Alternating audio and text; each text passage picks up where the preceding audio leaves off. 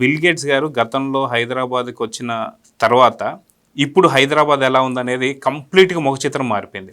మళ్ళీ ఇప్పుడు ఆంధ్రప్రదేశ్కి బిల్ గేట్స్ వస్తున్నారు అంటేనే నిజంగా అభివృద్ధి అనేది ఎలా ఉందో డిస్కస్ చేస్తున్నాం. అదేవిధంగా 2019-24 దాకా కూడా మనం చూసాం. అదొక రకమైనటువంటి ఒక ఏమంటారు అనమాట, విదేశాల్లో మారుమోగిన పేరు ఏదంటే అది జగన్మోహన్ రెడ్డి అని చెప్పుకోవచ్చు. ఎలా చూడాలంటారు?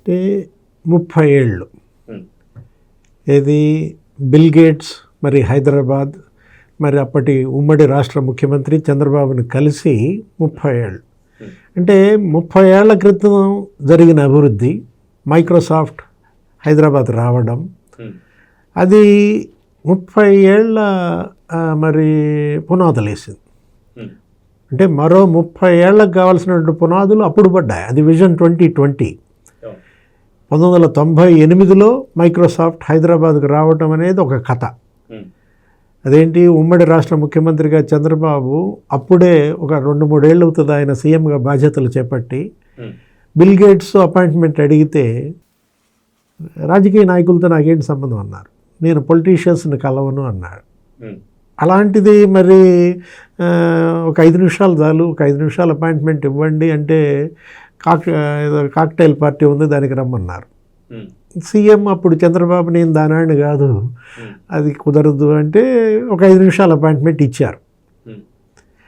అలాంటిది 45 నిమిషాలు జరిగింది ఆ మీటింగ్. అంటే ఒక చిన్న స్టేటు, దానికి ఒక CM, laptop, power point presentation, ఈ దిగ్గజ ఐటీ కంపెనీ అధినేత ముందు ఆశ్చర్యపోయాడు అనమాట. ఏంటిది భారతదేశం, ఇదేదో సాధారణమైన ఒక రాష్ట్రం, దానికి ఒక ముఖ్యమంత్రే నా ముందు ల్యాప్టాప్తో పవర్ పాయింట్ ప్రజెంటేషన్ ఇచ్చాడని విస్మయం చెందాడు. అంతటితో వదిలేదు చంద్రబాబు. తర్వాత మళ్ళా నెక్స్ట్ ఇయర్ న్యూయార్క్ వెళ్ళారు. న్యూయార్క్ వెళ్ళి అక్కడ మళ్ళీ దీనికి ఏది మైక్రోసాఫ్ట్ ఆఫీస్కి వెళ్ళి అసలు అప్పుడు ఆ ట్రాఫిక్, ఆ కార్లు, ఆయన అసలు వెళ్ళలేకపోయాడు ఇచ్చిన అపాయింట్మెంట్ టైంకి. ఇంకా ఆయన కాలినడకన ఫైల్స్ చేత్తో మోసుకుంటూ ఆఫీస్కి వెళ్ళాడు. మీరు గనక అమెరికా దాటి ఆసియాలో గనక మీ బేస్ పెడితే హైదరాబాద్లో పెట్టాలి, ఈ మాట నాకు ఇవ్వండి అని మాట తీసుకున్నారు. దాని ఫలితమే మైక్రోసాఫ్ట్ మరి హైదరాబాద్ రావటం. ఇదంతా 1998 చరిత్ర. మరి ఇవాళ మైక్రోసాఫ్ట్ వచ్చేసరికి అన్ని ఐటీ దిగ్గజ కంపెనీలు హైదరాబాద్ మరి బేస్ కావడం.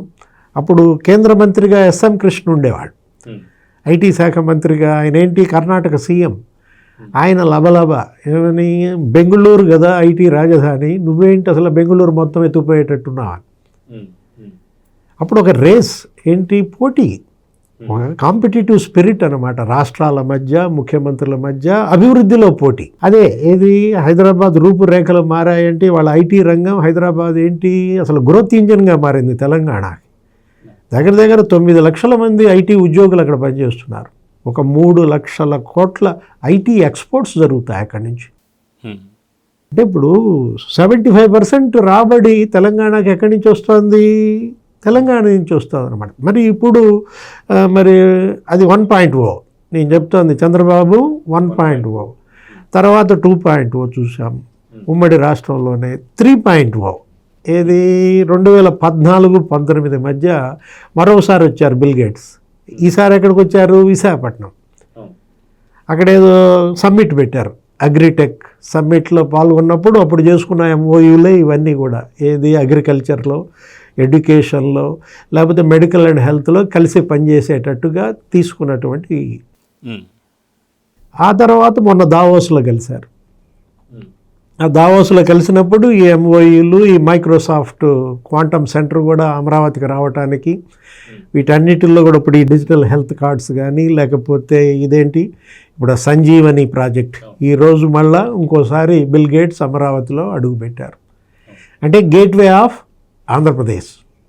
ఎవరు, బిల్ గేట్స్ అంటే గేట్వే ఆఫ్ ఏపీగా మారిన పరిస్థితుల్లో ఈరోజు అమరావతిలో అడుగు బిల్ గేట్స్. మరి అటు అమరావతి రూపురేఖలను ఎలా మారుస్తుంది, లేకపోతే ఆంధ్రప్రదేశ్ ముఖ చిత్రం ఎలా మారుతుంది. ఇప్పుడు ఏంటి, అప్పుడు గేమ్ చేంజర్ ఐటీ, ఇప్పుడు గేమ్ చేంజర్ ఇప్పుడు ఏఐ.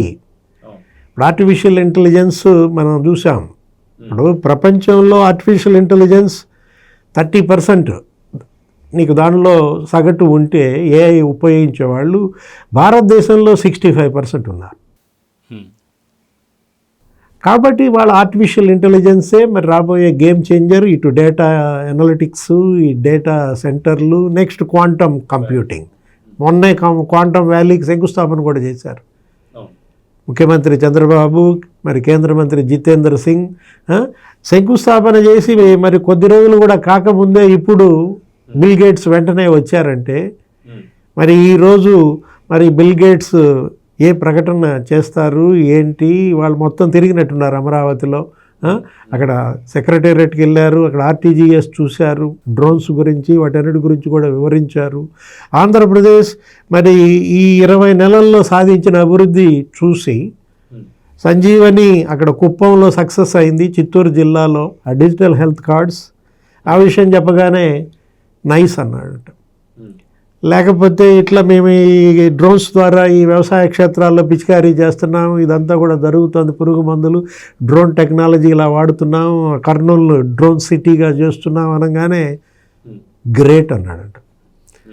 అమరావతిలో జరుగుతున్నటువంటి అభివృద్ధి పనులు, అసలు మొత్తం అమరావతిని ఏ విధంగా రూపొందిస్తున్నాం, కొత్త రాజధాని నిర్మాణం గురించి చెప్పగానే గ్రేట్ వర్క్ అన్నాడట.